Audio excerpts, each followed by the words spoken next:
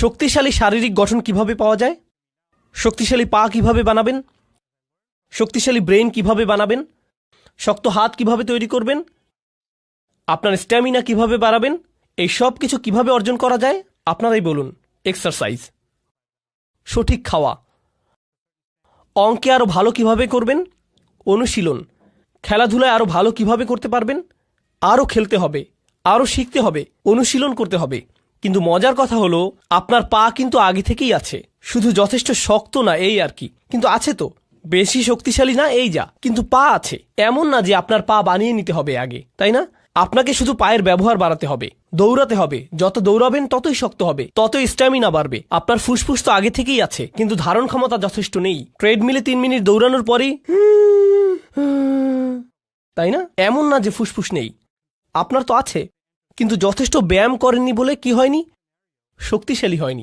তাহলে কোরআনের যুক্তিটা হবে আপনার মধ্যে ইতিমধ্যেই কিছু হিকমা আছে, কিন্তু সেটাকে কি করেননি, শক্তিশালী করেননি, সেটাকে সেভাবে ব্যবহার করেননি, অ্যাক্টিভেট করেননি, প্রয়োগ করেননি।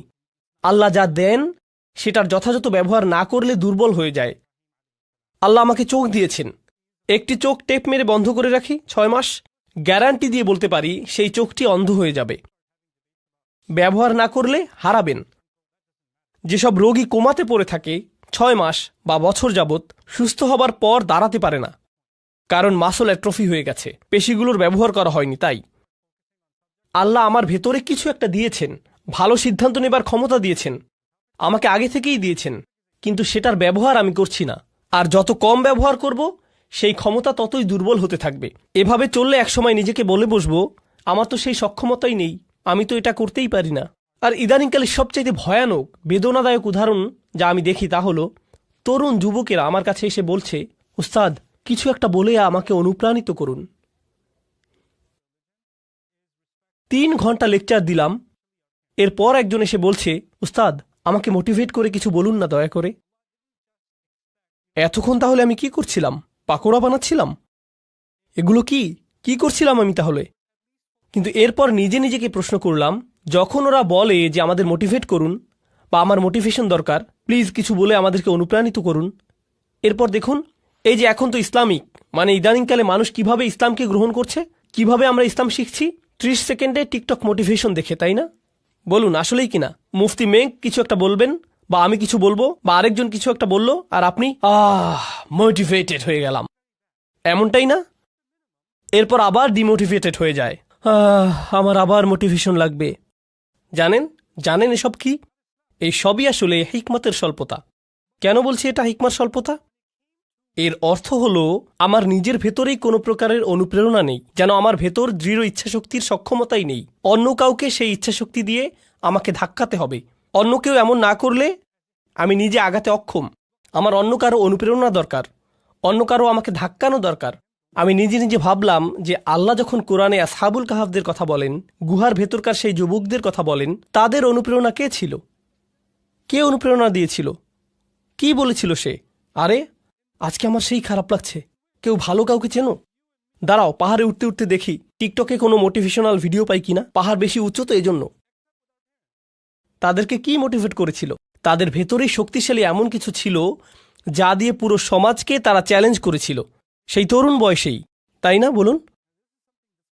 এমন না যে আসমান থেকে কিছু একটা নেমে এসেছিল বা তারা নবী হয়ে গিয়েছিলেন। তারা তো শুধু সাধারণ কিছু তরুণ ছিলেন, একদম সাধারণ যুবক, কিন্তু তারা মোটিভেটেড ছিলেন। মোট কথা আমি যা বলতে চাচ্ছি তা হলো কোরআনের শক্তিশালী যে কথা বলা হচ্ছে তা হলো মৌলিক হিকমাহ, মৌলিক জ্ঞান, মৌলিক ভদ্রতা, সঠিক কাজ করার ক্ষমতা, এই সবই আপনার মধ্যেই আছে, আগে থেকেই আছে। আরেকটা জিনিস বলবো আপনাদেরকে, কিছুদিন আগেই বলেছিলাম আরেকবার, ইদানিং আমি বেশ ফিল্টার্ড হয়ে গেছি, মানে আগের মতো আর ভদ্র নেই আমি, এটা কাজেই লাগছে বেশি। এমন না যে আমি অভদ্র, মানে সরাসরি বলি আর কি। তো একজন তরুণী এলেন আমার কাছে, তখন জার্মানিতে ছিলাম। তো প্রোগ্রামের পর তিনি এসে বললেন, উস্তাদ আমরা কেন নারী নেতৃত্ব নিয়ে কথা বলি না? নারীদের নেতৃত্বে থাকা উচিত, তাদেরও নেতৃত্বের অধিকার আছে, আমরা কেন এটা নিয়ে আলোচনা করি না? আমি তাকে বললাম, তুমি আমার মেয়ের বয়সী, তাই আমি তোমার সাথে আমার মেয়ের মতো করেই কথা বলবো, ঠিক আছে? সে বলল, হ্যাঁ ঠিক আছে। তখন আমি বললাম, তুমি নিশ্চিত তো কোনো সমস্যা নেই? আমি কিন্তু নিজের মেয়েকে যেভাবে বলি সেভাবে বলবো। সে বলল, হ্যাঁ বলুন। তো আমি বললাম, আচ্ছা, আমি পুরো পৃথিবীতে এমন মহিলাদের চিনি যারা নিজেরা নেতৃত্বে আছেন। আমি $multi-million কোম্পানি চালাই এমন মহিলাদেরও চিনি। 10,000 কর্মচারী আছে এমন মহিলাকেও চিনি। এমন মহিলাকেও চিনি যিনি বিশ্বজুড়ে শত হাজার মানুষের খাবারের ব্যবস্থা করেন। হাসপাতাল চালান এমন মহিলা চিনি। সরকারে আছেন এমন মহিলাদেরও চিনি।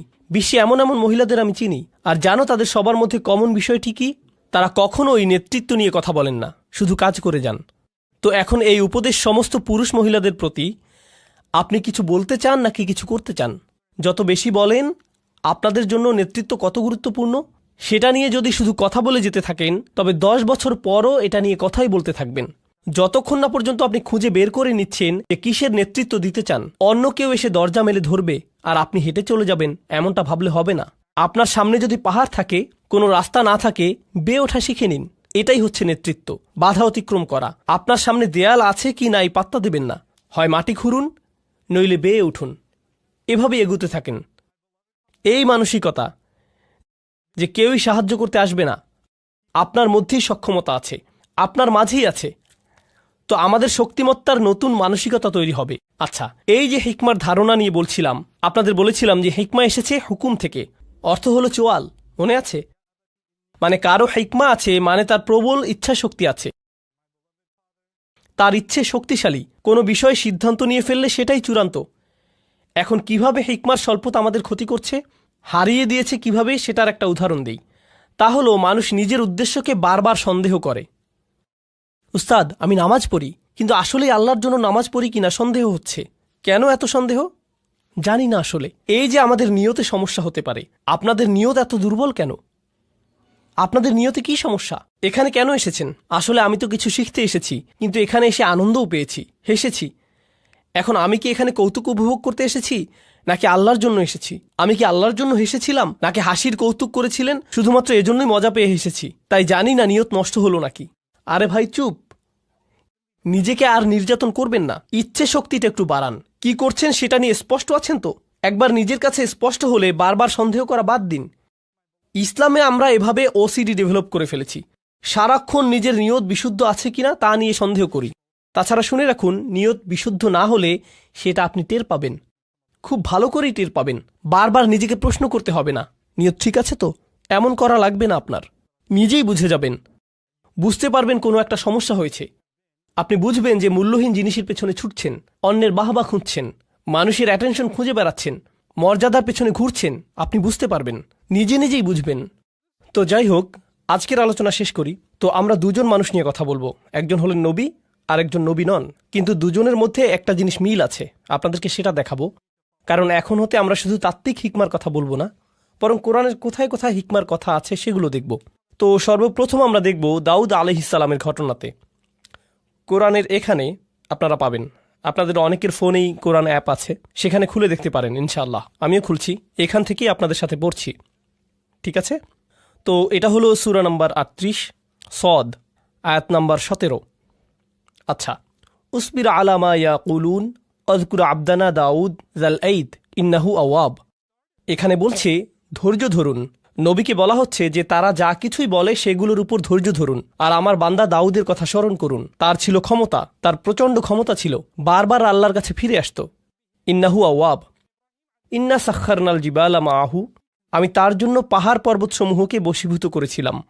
ইউসাব্বিহনা বিল আশিয়্যি ওয়াল ইশরাক, তারা আল্লাহর গুণগান করত, মানে পর্বতরাও তার সাথে রাত আর দিনের বেলা আল্লাহর প্রশংসা করত।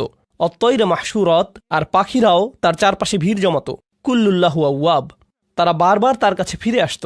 ওয়াশাদাদনা মুলকাহু, এই জায়গাটাতে আমাদের আলোচনার বিষয়বস্তু।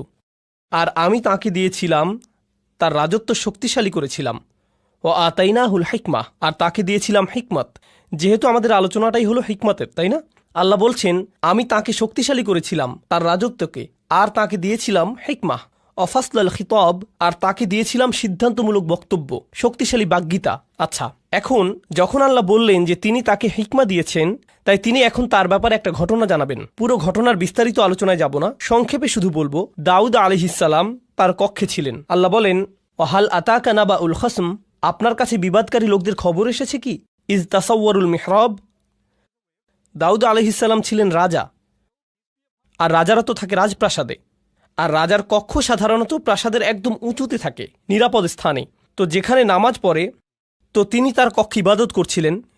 মেহরাব হলো ঘরের সেই কোণার অংশ যেটা একটু আড়াল, যেখানে নামাজ পড়ে। তিনি ইবাদত শেষে পেছনে ফিরেই দেখলেন তার ঘরে কয়েকজন মানুষ।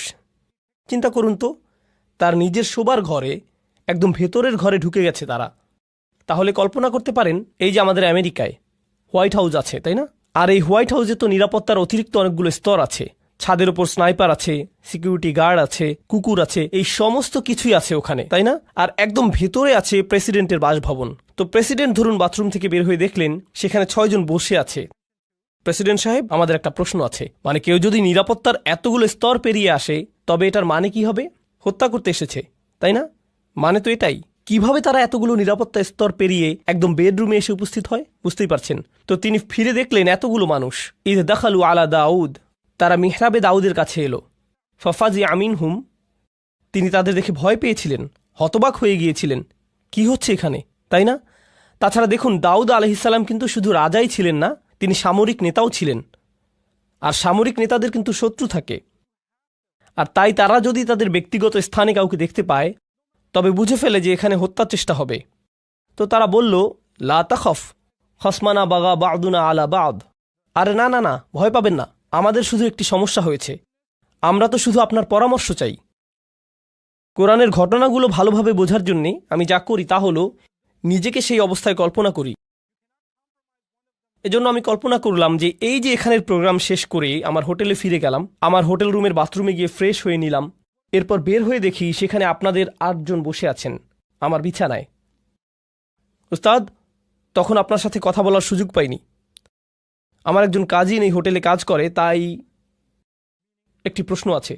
আপনি এক ভিডিওতে বলেছিলেন, আরে আমি তো ওখানে ভয়ে ভূত হয়ে যাব।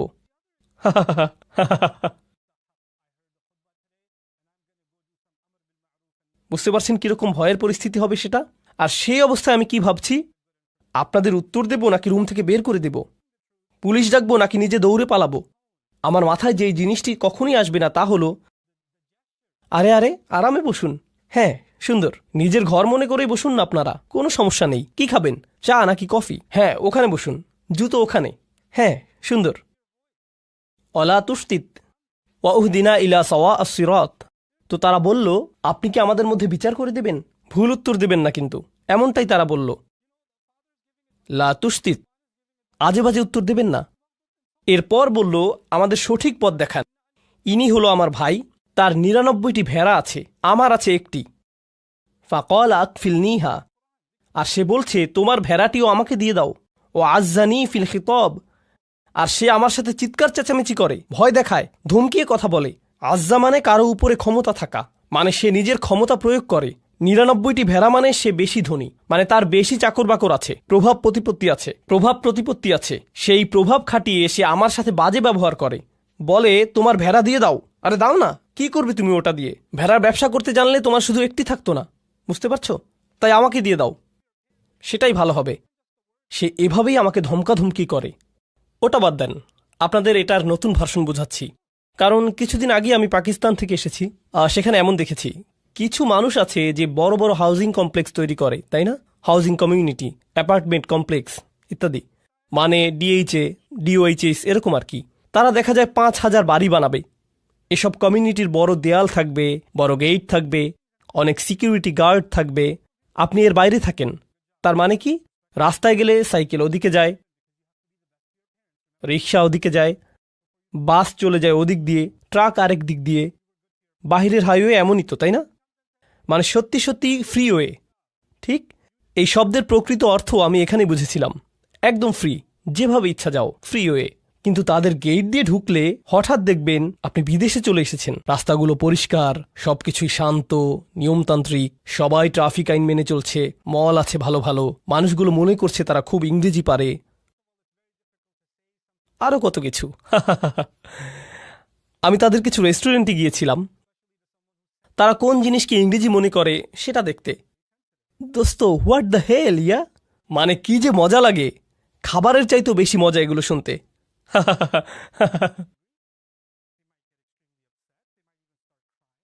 আচ্ছা, তো কোরআনে ফিরে যাই। তো তারা যা করে তা হলো এসব হাউজিং সোসাইটি বানায়, কিন্তু তার মধ্যখানে একজন থাকে খুবই পুরনো জীর্ণ শীর্ণ একটা বাসা নিয়ে। সে এটা বিক্রি করবেই না, তার জমি বিক্রি করার কোনো ইচ্ছেই নেই। তারা তখন কি করে জানেন? তার আশেপাশে সমস্ত জায়গায় বিল্ডিং তুলে দেয়, এমনকি ঘর থেকেও বেরোতে পারে না, কোনো রাস্তা নেই, কিছুই না, ঢুকতেও পারে না। তার একটাই পথ থাকে, বিক্রি করে দেয়া। কারণ তারা ওখানে পুরো জায়গা নিয়ে একটি শপিং মল বানাবে। মানে কিছু মানুষ থাকে খুবই ক্ষমতাধর, অনেক টাকা তাদের, আবার কেউ কেউ থাকে তাদের কিছু সম্পদ আছে তবে কোনো ক্ষমতা নেই। একজনের ৯৯টা আছে আর অন্যজনের কি একটি। যার ৯৯টা আছে সে একজনওয়ালার উপর খবরদারি করে। সেটা পাকিস্তানে হয়, আমেরিকাতেও হবে, অস্ট্রেলিয়াতে হয়, বাংলাদেশে, জার্মানিতে হয়, পুরো পৃথিবীতেই এমন হয়, ঠিক না? কখনো সরকারও জনগণের সাথে এমন করে, তাই না? বিজনেস পার্টনার অন্য বিজনেস পার্টনারের সাথে করে, বড় ব্যবসা প্রতিষ্ঠানগুলো ছোট প্রতিষ্ঠানের সাথে করে, সব সময়ই হয়। এখন দাউদ আলাইহিসসালামের কথাগুলো শুনুন, এরপর আসলে আমি কথায় আসছি। এখন দাউদ আলাইহিসসালামের কথাগুলো শুনুন, এরপর আসল কথায় আসছি। দাউদ আলাইহিসসালাম বলছেন, আমি শুধুমাত্র আমাদের আলোচনার সাথে সম্পর্কিত অংশটি বলছি। ওয়া ইন্না কাসীরাম মিনাল খুলাতা লা ইয়াবগি বা'দুহুম আলা বা'দ। মূলত ব্যবসায়ী সম্পর্কে জড়িত আছে এমন বহু সংখ্যক মানুষ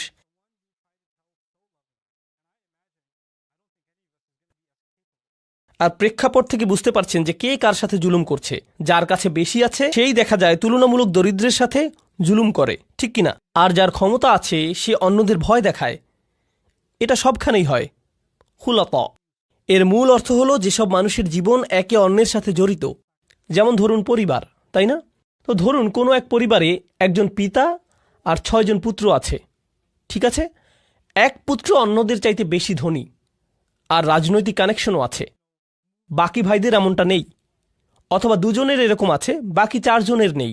এখন উত্তরাধিকার সম্পদ গ্রহণের সময় আসলে বুঝতেই পারছেন কারা কারা তাদের অংশ সঠিকভাবে পাবে না, তাই না? কারণ যাদের ক্ষমতা আছে তারা যাদের ক্ষমতা নেই তাদের সরিয়ে দেবে, কিংবা তাদের হয়তো কিছুই দেবে না, ঠিক কিনা? তো এই ধরনের জিনিস তো ঘটেই।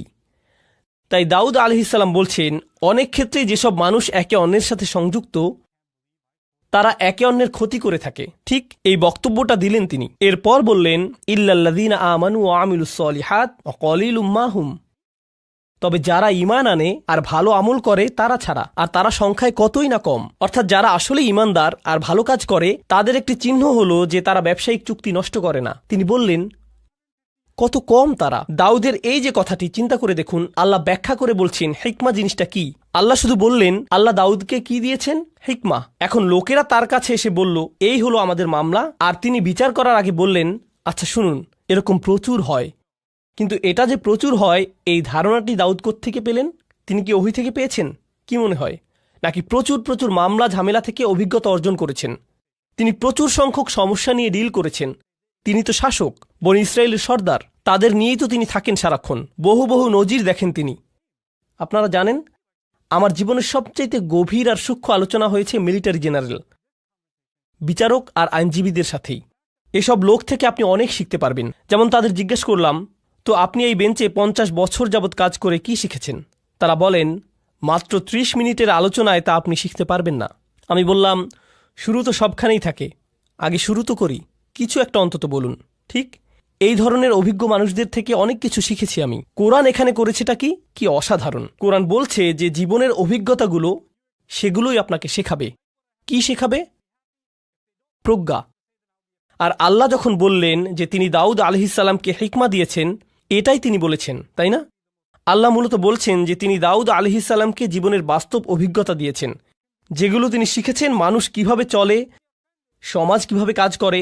এই প্রজ্ঞারই অংশ থেকে তিনি এই মামলা বুঝে নিচ্ছেন, মানুষের আচরণ বুঝছেন। বুঝতে পারছেন আমি কি বলছি? হিকমার পক্ষে অসাধারণ একটা উদাহরণ কিন্তু এটা। এখন এর আগে আপনারা হয়তো ভাবতেন হিকমা এমন কিছু যা আল্লাহর কাছ থেকে আসে, হয়তো আধ্যাত্মিক কিছু একটা, মানে আপনি খুবই ইবাদত করলে হয়তো হিকমা চলে আসবে। এটাও কোরআনে আছে যদিও, এটা হিকমাতের আধ্যাত্মিক একটা অর্থ। কিন্তু এই আলোচনায় হিকমাতের ভিন্ন একটা স্তরের কথা এসেছে। মনে হয় যেন একেবারেই ধর্মনিরপেক্ষ একটা ব্যাপার, ধর্মের সাথে কোনো সংযোগই নেই যেন। কি এটা তাহলে? বিচারক হিসেবে তার কাজ, তিনি মানুষকে অনেক আজেবাজে কাজ করতে দেখেছেন, অনেক কিছু শিখেছেন, অনেক কিছু শিখিয়েছে এসব তাকে। আমার মতো কোরআনের একজন ছাত্রের জন্য এতে কি হয় জানেন? এতে কি হয়, যখন আমি কোরআনের ভেতর কোনো কিছু শিখছি, যেমন ধরুন এখন শিখছি তালাকের আয়াতটা, আগামীকাল আমরা তালাকের এই আয়াত নিয়ে কথা বলবো, কারণ এখানেও হিকমার প্রসঙ্গ এসেছে। সেটা বেশ মজার একটা আলোচনা হবে। তো যাই হোক, যদিও এরপরেই আমি চলে যাব। তো যাই হোক, কিন্তু এই বিষয়টা যে কারণে তুলেছি তা হলো, আপনি যখন তালাকের আয়াত দেখেন কিংবা যখন তালাকের কেসগুলো দেখেন, তালাক সম্পর্কিত বিচারকদের দেখেন যে তারা কি কি খেয়াল করেন, তাদেরকে বাস্তব জীবনের অবস্থাগুলো ভালোভাবে দেখতে হয়, সেখান থেকে শিখতে হয়। তাই যখন আমি তালাকের আয়াত পড়ি, তখন আমি সত্যি সত্যি একজন ডিভোর্স অ্যাটর্নির সাথে কথা বলি, ম্যারেজ কাউন্সিলরদের সাথে কথা বলি, মনোবিজ্ঞানীদের সাথে কথা বলি, তালাকের অভিজ্ঞতা আছে এমন লোকদের সাথেও কথা বলি। বুঝতে পারছেন? এর কারণ এই আয়াতগুলো বুঝতে যেই হিকমা প্রয়োজন সেটা তাদের আছে। কি ধরনের হিকমা আছে তাদের? জীবনের অভিজ্ঞতা। খোদ কোরআনেই দাউদ আলাইহিসসালামের মাধ্যমেই হিকমার এই ধরনকে স্বীকৃতি দেওয়া হয়েছে। দাউদ আলাইহিসসালামের হিকমা মূলত হলো জীবনের অভিজ্ঞতা। তো আমি যা বলছি তা হলো, কোরআন হিকমার সংজ্ঞায় বেশ বিস্তৃত পদ্ধতি নিয়েছে, আর আমরা এই সবগুলো উদাহরণ দেখব। হিকমার নতুন একটা দৃশ্য সম্পর্কে জানব। যেমন আপনাদের দাদা দাদিরা কিন্তু নিজেদের জীবনের অভিজ্ঞতা থেকে অনেক কিছুই শেখাতে পারেন। আমাদের সমাজের মুরব্বীরা তো হলেন হিকমার পুকুর, অথচ কেউ পাত্তা দিচ্ছে না। কি কি শিখলেন জীবন থেকে? এভাবে জিজ্ঞেস করে আমরা উপকার নিচ্ছি না তাদের থেকে। বিভিন্ন পেশার মানুষ আছেন যারা জীবন থেকে কত কিছু যে শিখেছেন, কত কিছুই না দেখেছেন। যেমন একটি হিকমতের কথা আপনাদের বলবো, যেটা আমার পক্ষে জানা অন্যভাবে সম্ভবই ছিল না। নেভির একজন জেনারেলের সাথে আমার একবার দেখা হয়েছিল। আমি বলবো না কোন নেভি, কিন্তু তাদের সাথে দেখা করেছি। সেই সময় আমি সূরাতুর রহমান নিয়ে গবেষণা করছিলাম। আর সূরা আর রহমানে আল্লাহ বলেন, মারাজাল বাহরাইনি ইয়ালতাকিয়ান বাইনাহুমা বারযাখুল লা ইয়াবগিয়ান, তাই না? তিনি দুটো সমুদ্রের কথা বলেছেন, যেই দুটো সমুদ্র মিলিত হয়। তার সাথে তিনি মুক্ত আর প্রবালের কথা বললেন। এরপর তিনি পাড়ি দেয়া জাহাজের কথা বললেন, লাহুল জাওয়ারিল মুনশাআতু ফিল বাহরিকাল আলাম। ঠিক এরপরেই তিনি বলেন, কুল্লু মান আলাইহা ফান, সবাই মারা যাবে, সবাইকে মরতে হবে। তো তিনি সাগর নিয়ে কথা বললেন, মৃত্যু নিয়ে কথা বললেন। আমি সবসময় ভাবতাম যে এখানে সাগর আর মৃত্যুর মধ্যে নিশ্চয়ই কোনো সংযোগ আছে। তাহলে যে সাগরেই জীবন পার করেছে তাকে জিজ্ঞেস করার চাইতে ভালো আর কি হবে? তাই আমি সেই জেনারেলকে জিজ্ঞেস করলাম, আপনি তো পুরোটা জীবন সাগরে পার করেছেন, এই আয়াত সম্পর্কে বলুন তো, এটা পড়লে আপনার কি মনে হয়? তিনি বললেন, শুনুন, যখন জাহাজ ডকইয়ার্ড ছেড়ে যায়, সেই নাবিক যখন জাহাজের ডেকে থাকে, তখন এমন একটা দিনও যায় না যে সে ঘুমোতে যাবার পূর্বে বা ঘুম থেকে উঠে প্রথমেই মৃত্যুর কথা মনে করে না। কারণ আপনি হয়তো ভাবছেন আশেপাশে পানি, কিন্তু সে সারাক্ষণই মৃত্যুই দেখতে পাচ্ছে। যে কোনো সময় সুনামি আসতে পারে, জাহাজ নষ্ট হতে পারে, কোনো কিছু আক্রমণ করতে পারে, কিছু একটা হয়ে নিচে ফুটো হয়ে যেতে পারে, মানে যে কোনো কিছুই হতে পারে। ঠিক তো তারা সারাক্ষণই মৃত্যুকেই যেন দেখছে। যে লোক তার জীবন সাগরে পার করে দিয়েছে, তার কাছ থেকে এই প্রজ্ঞা না পেলে আমি কিন্তু কখনোই সাগর আর মৃত্যুর মাঝে এই যে অসাধারণ সূক্ষ্ম সম্পর্ক, সেটা ধারণাই করতে পারতাম না। তারাই কিন্তু একদম নিজের অভিজ্ঞতা থেকে বুঝিয়ে দিতে পারবেন ওর মধ্যে সম্পর্কের কথা। এই গুরুত্বপূর্ণ জিনিসটাই আমি চাচ্ছিলাম আজকে আপনাদেরকে বোঝাতে। এই যে হিকমা আর জীবনের অভিজ্ঞতার মাঝে সম্পর্কটি, এটা কিন্তু কোরআনেই আছে। পরের ঘটনাটি হয়তো বলার সময়ই পাবো না আজকে। আচ্ছা, তবুও একদম সংক্ষেপে বলি। এই দ্বিতীয় ঘটনাটি হলো আধ্যাত্মিক প্রজ্ঞা সম্পর্কিত, জীবনের অভিজ্ঞতা প্রসূত প্রজ্ঞা নয়। কি সম্পর্কিত? আধ্যাত্মিক হিকমা। তা কোরআন থেকে নয়, ওহী থেকে নয়, নবুয়ত থেকেও নয়, বরং সেটা আসছে লুকমানের উদাহরণ থেকে। আল্লাহ লুকমানকে হিকমা দিয়েছিলেন, কিন্তু সেই হিকমা কী ছিল? পুরো দুনিয়া সম্পর্কে চিন্তাভাবনা করার পর, জীবন নিয়ে ভাবার পর, একজন পিতা হবার পর যেই হিকমা লুকমানের এলো, তা হচ্ছে আপনাকে শুধু শুকরগুজার হতে হবে। আনিশকুরলিল্লাহ, শুকরগুজার হতে হবে আপনাকে। এখন যে কোনো বাবা মাই কিন্তু এটা জানেন, জীবন কি সহজ নাকি কঠিন? জীবন অনেক কঠিন। জীবনের প্রত্যেক ধাপই নিজস্ব এক কাঠিন্য নিয়ে আসে। সন্তান প্রতিপালন আরেক ধরনের কঠিন কাজ। বাচ্চাদের যখন বয়স বাড়ে, তাদের প্রত্যেক বয়সে জীবন নতুন নতুন জটিলতা নিয়ে হাজির হয়। আপনি ভাবছেন এখনই সবচাইতে কঠিন ধাপ, কিন্তু পরের বছর ভাবেন, আরে এই বছর তো আরো অনেক কঠিন। আপনি যখন ডায়পার বদলাচ্ছেন, তখন বলেন, হায় আল্লাহ, এই বাচ্চা এত ডায়পার কিভাবে নষ্ট করে, তাই না? কবে শেষ হবে এই কষ্ট? এই পিতামাতাই যারা একটা সময়ে ঘুমের অভাবে মরেই যাচ্ছিল, 2 ঘন্টা পর পর উঠতে হচ্ছে, ঢেকুর তুলে দিতে হচ্ছে, ন্যাপি পরিষ্কার করতে হচ্ছে, আরও কত কি। ১৯ বছর পর তারাই আবার বলেন, যখন তোর ডায়াপার পরিষ্কার করতাম সেই সময়টা মিস করি, তখনই তুই ভালো ছিলি, আর এখন তো জ্বালা সহ্য করতে হয়। নতুন পরীক্ষা। লুকমানের জীবন খুব সহজ ছিল না। তার জীবনের অভিজ্ঞতাগুলো তাকে আধ্যাত্মিক এক প্রজ্ঞা দিয়েছেন। কি সেই আধ্যাত্মিক প্রজ্ঞা? আল্লাহর প্রতি কৃতজ্ঞ হও। আর তিনি বলছেন, যেই কৃতজ্ঞ হবে, কি অসাধারণ হিকমা দেখুন, যেই কৃতজ্ঞ হবে সে মূলত কৃতজ্ঞ হয় কিসের জন্য? কি বলছেন তিনি? অমাইয়াশকুর ফা ইন্নামা ইয়াশকুরুলি নাফসিহি। যেই শকরগুজার হবে সে তো নিজের কল্যাণেই শকরগুজার হবে। ব্যাপারটা অসাধারণ। আমি যদি কৃতজ্ঞ বান্দা হতে পারি তাহলে জীবনে সেগুলোতে আটকে থাকব না, সেগুলো নিয়ে দুঃখ পেতে থাকব না। আমার সাথে মন্দ কিছু হলে সেটা নিয়ে বারবার দুঃখ প্রকাশ করি না, সেটা দিয়েই জীবন আটকে রাখি না। জানেন কেন? কারণ আমি এর বদলে কি ধরেছি? কৃতজ্ঞতা। কৃতজ্ঞতা মানে জীবনে যা কিছুই অতীতে হোক না কেন, আমি সেটার ভালো দিকটি খুঁজি। ভালো দিক না খুঁজলে আপনি কখনোই কৃতজ্ঞ হতে পারবেন না, সেটা অসম্ভব। আর এখন যেহেতু আপনি ভালো দিকটি দেখা শুরু করেছেন, জীবনে যা কিছুই মন্দ হোক না কেন, ভবিষ্যতের ব্যাপারে আপনার দৃষ্টিভঙ্গি কেমন হবে? ইতিবাচক, পজিটিভ। কিন্তু নিজের জীবনের অতীতে ফিরে তাকালে, পেছনে ফিরে তাকালে যদি কখনো ভাবেন কত ভয়ানক ঘটনা ঘটেছে, কত কষ্ট পেয়েছেন, অনেক কঠিন ছিল ঠিকই, কিন্তু যদি সেটা নিয়েই পড়ে থাকেন, তাহলে কি ধরনের মানসিকতা গড়ে উঠবে? আমার সাথে এত খারাপ হলো, আর তো জীবনে কখনোই ভালো কিছু হবে না। আমার সাথে শুধু খারাপই হয়। সারাক্ষণ আমি বিপদে পড়তে থাকি। শুধু আমার সাথেই কেন এমন হয়? মনোভাব এভাবেই বদলে যায়। কারণ শকর নেই যে। কারণ যদি আপনার মাঝে শকর থাকতো, তবে কৃতজ্ঞতা বোধও থাকতো। শকরগুজারি সবার আগে নিজের উপকার করে। অমা ইয়াশকুর ফা ইন্নামা ইয়াশকুরু লিনাফসিহি। কি অসাধারণ একটি হিকমত বলুন। এটা কিন্তু হচ্ছে আধ্যাত্মিক প্রজ্ঞা। এমনকি আমি তো বলবো এটা এক ধরনের মনস্তাত্ত্বিক প্রজ্ঞা। জানেন, আমেরিকাতে মানুষ ঘন্টায় $350 দিয়ে সাইকোলজিস্টের কাছে কি শুনতে যায়? আপনার কিছু পজিটিভ সাইকোলজি লাগবে। আমি কি শুধু সূরাতুল লুকমান পড়তে পারতাম না? আরে এমন করলে তো আমার অনেক টাকাও বাঁচত, আবার অনেক সোয়াবও পেতাম, তাই না? আর তাই হিকমার এই প্রথম অংশটি হলো আমার অভিজ্ঞতা নিয়ে কিভাবে চিন্তা করব আর আল্লাহ সম্পর্কে কিভাবে ভাবব। হিকমার দ্বিতীয় অংশে চলে যাই তাড়াতাড়ি, এরপর আজকের সেশন শেষ। আজকের এটাই শেষ বিষয়। লুকমান রাদিয়াল্লাহু আনহু তার ছেলেদের বললেন, কোনো পাপ কাজই ছোট নয়, এমনকি সবচাইতে ছোট কাজও আল্লাহ বের করে আনবেন। কোনো পাপ কাজই ছোট নয়। আমি যেই মূল বিষয়টি বলতে চাচ্ছি তা হলো যে কোনো পাপ কাজই কি নয়, ছোট নয়, এমনকি মাইক্রোস্কোপিক লেভেলের কাজও নয়। এমনকি পাথরের ভেতরে থাকলেও আল্লাহ বের করে আনবেন। ইয়াতি বিহাল্লাহ। আল্লাহ খুবই সূক্ষ্ম, আল্লাহ খুবই সুনির্দিষ্টভাবে করেন। আপনার পাপ কাজকে কখনোই ছোট করে দেখবেন না। আর তাছাড়াও আরও যোগ করি, এর বিপরীতে আপনার কিসের ক্ষমতাকেও ছোট করে দেখবেন না? ভালো কাজের। এমন ভাববেন না যে আরে এসব করে কী বা হবে, ইনফ্লুয়েন্সার তো আর হতে পারলাম না, লাখ লাখ ভিউ তো আর পেলাম না। বুঝতে পারছেন? এই আয়াতগুলো নিজেই পড়াশোনা করে দেখুন না। এখানকার আয়াতগুলো দেখলেই বুঝবেন। তিনি তার ছেলেদেরকে বলছেন, অন্যদের দিকে বাজেভাবে তাকাবে না, বিনয়ের সাথে চলাফেরা করো। তার পুত্রদেরকে বলছেন যে কোথাও যাবার সময়ে উদ্দেশ্য নিয়ে যেন যায়, উদ্দেশ্যহীন চলাফেরা যেন না হয়। অক্সিদ ফি মাশিক। আর তিনি তার ছেলেকে আওয়াজ নিচু করতে বলছেন, তার ক্রোধ নিয়ন্ত্রণ করতে শেখাচ্ছেন, ভদ্রতা শেখাচ্ছেন, তাই না?